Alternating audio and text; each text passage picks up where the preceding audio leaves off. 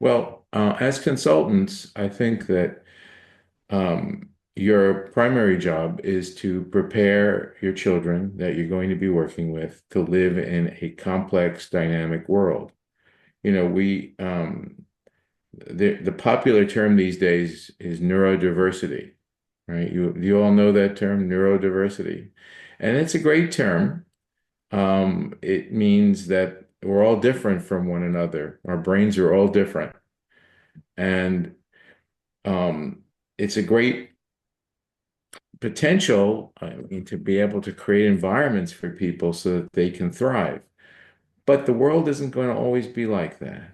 And the world is getting more complex and more dynamic every day, isn't it? And the idea that we're going to be able to take someone who hasn't learned to adapt to that and give them a life where they can thrive is wonderful idea, but I don't think it's going to really be able to be possible. I think our job is what we call remediation, right? Is to help develop the brains of people, the neurology of people with autism, so that they can thrive. Not that they're like normal, whatever that word is. We don't worry about that word, but that they have the potential then to thrive in the real world, right? In whatever they want to be.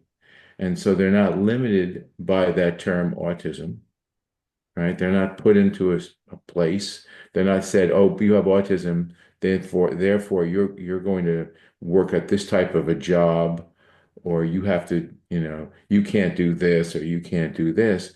But to say that, yeah, you have autism, but just like me, I have ADD.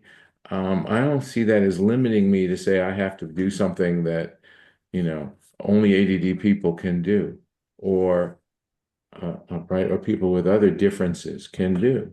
And so we want to open up the world to who these people really are. It's like getting beyond the label.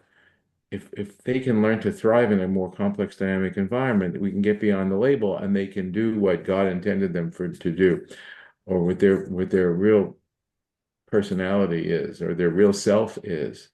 And so we have people who have autism who are rock and roll musicians, art historians, working on national defense projects, um, working at Starbucks, but the whole range of things. And they're not limited by that label. They're not forced into any kind of a pathway just because of that diagnosis.